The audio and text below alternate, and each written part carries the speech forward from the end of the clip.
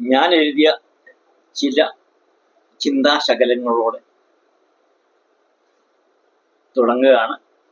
അതിനുശേഷം നിലനിൽപ്പിന്റെ തത്വശാസ്ത്രം എന്ന ഒരു ചെറിയ ലേഖനവും. അമൃതവാണി. ആഗ്രഹത്തിന്റെ അറുതിയിൽ അറിവിന്റെ അനുഭൂതി ഉണ്ടാകും. അറിവില്ല എന്നറിഞ്ഞാൽ അറിവിന്റെ തുടക്കമാകും. പൊതുപ്രവർത്തകർക്ക് അതരത്തിൽ മധുരമാണ് വേണ്ടത്, അധികാരമല്ല. അക്രമത്തിൽ അപകടവും പരാക്രമത്തിൽ ആനന്ദവും ഉണ്ട്. ആരാധന അതിരം കൊണ്ടല്ല, ഹൃദയം കൊണ്ടാകണം. ആഴിയിൽ അലയും, ആഴത്തിൽ അറിവും ഉണ്ടാകും. ഉള്ളുറച്ചവൻ ഉണങ്ങില്ല, ഉയരങ്ങളിലെത്തും. ചലനത്തിനു ചന്തമുണ്ടായാൽ അത് നൃത്തമാകും. ശബ്ദത്തിന് സൗന്ദര്യമുണ്ടായാൽ അത് സംഗീതമാകും. അതായത് ചലനത്തിന് ചന്തമുണ്ടായാൽ അത് നൃത്തമാകും, ശബ്ദത്തിന് സൗന്ദര്യമുണ്ടായാൽ അത് സംഗീതമാകും. ശിവകുമാരൻ. ഇനി നിലനിൽപ്പിന്റെ തത്വശാസ്ത്രം. ഇത് ഈ കോപ്പൻഹേഗൻ സമ്മേളനം നടന്നുകൊണ്ട് പ്രകൃതിയുടെ വിനാശകരമായ ഇതിനെക്കുറിച്ചുള്ള ഒരു സമ്മേളനം, കോപ്പൻഹേഗൻ സമ്മേളനം നടന്നുകൊണ്ടിരിക്കുന്ന കാലത്ത് എഴുതിയതാണ്.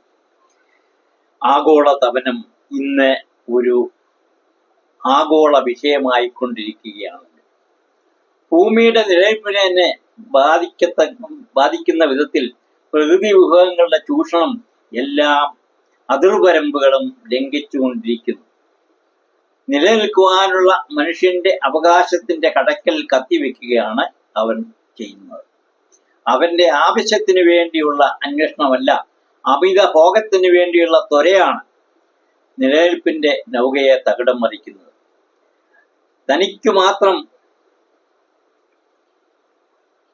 തനിക്ക് മാത്രമേ ജീവിക്കുവാൻ അവകാശമുള്ളൂ എന്ന്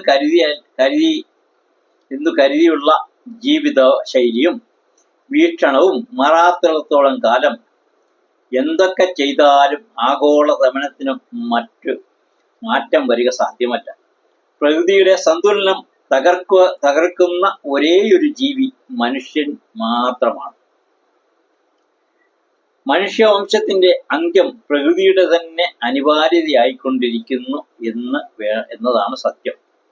തൊലിപ്പുറത്തുള്ള ചികിത്സ കൊണ്ട് പ്രകൃതിയെ പീഡിപ്പിക്കാമെന്ന് കരുതുന്ന മനുഷ്യൻ എത്ര അല്പനാണെന്ന് നാം അറിയുന്നില്ല. പ്രകൃതിയെ ജീവനായി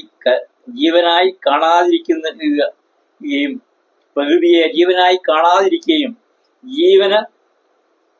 ജീവനോട് ആദരവ് തോന്നാതിരിക്കുകയും ചെയ്യുന്നിടത്തോളം കാലം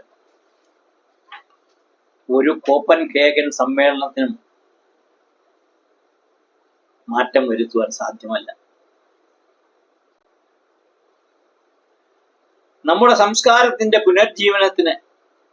പുനരുജ്ജീവനത്തിലൂടെ സകലതിനും ജീവനുണ്ടെന്നും എല്ലാത്തിനും ജീവിക്കുവാൻ അവകാശമുണ്ടെന്നും ഭൂമിയെ മാതാവായി കാണുവാനുള്ള സംസ്കാരത്തിന്റെ പുനരുജ്ജീവനത്തിലൂടെ മാത്രമേ വിനാശത്തിലേക്കുള്ള പ്രയാണത്തിന്റെ ഗതി തിരിച്ചുവിടാൻ കഴിയൂ. നാം സ്വയം നമ്മുടെ സംസ്കാരത്തെ കൈവിട്ടുകൊണ്ടിരിക്കുമ്പോൾ നമുക്കത് ലോകത്തോട് പറയുവാനും കഴിയില്ല. ചിന്ത കൊണ്ട് വളരാത്തിടത്തോളം കാലം ചിതയിലേക്കാണ് നമ്മുടെ പ്രയാണം എന്ന് നാം മറന്നിട്ട് കാര്യമില്ല. കാളിയുടെ ചിത്രം നാം ഏവരും കണ്ടിട്ടുണ്ടാകും. ശിരസ്സുകളാലുള്ള കണ്ടാഭരണം, ഹസ്തങ്ങളാലുള്ള ഉടയാടം, കയ്യിൽ ഒരു മനുഷ്യ ശിരസ്, മറുകൈയിൽ രക്തചഷകം, നീട്ടിയ ജിഹ്വ. ഇത് ഒരു ഹൈന്ദവ ദൈവസങ്കല്പമല്ല. നാം കൂടെ അനുഭവിച്ചുകൊണ്ടിരിക്കുന്ന പ്രകൃതിയുടെ കരാളഹസ്തമാണ്. സുനാമി, കത്രീന, പ്രളയം, ഭൂമികുലുക്കം, ഈ പേരുകളിൽ കാളിയുടെ താണ്ഡവമാണ് അവിടെ നടക്കുന്നത്. ഒന്നുകൂടി കാളി ശാന്തമാകുന്ന എവിടെയാണ്? കാളി ശാന്തമാകുന്നത് പരമശിവന്റെ നെഞ്ചത്ത് ചവിട്ടിയാണ്. പരമശിവൻ ബ്രഹ്മമാണ്. ശൈവ സിദ്ധാന്ത പ്രകാരം പരബ്രഹ്മമാണ് പരമശിവൻ. അപ്പം നദി എവിടെ ശാന്തമാകും? സമുദ്രത്തിൽ ശാന്തമാകും.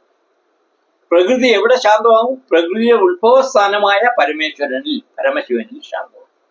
കാട് ശാന്തമാകാൻ കാടിയുടെ മുൻപിൽ കിടന്നു കൊടുക്കുന്ന പരമശിവൻ. ഇത് പ്രകൃതിയുടെ തത്വമാണ്.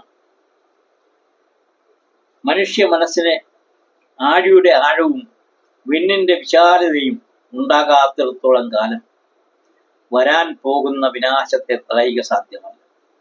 ശിവകുമാർ ഐത്തല.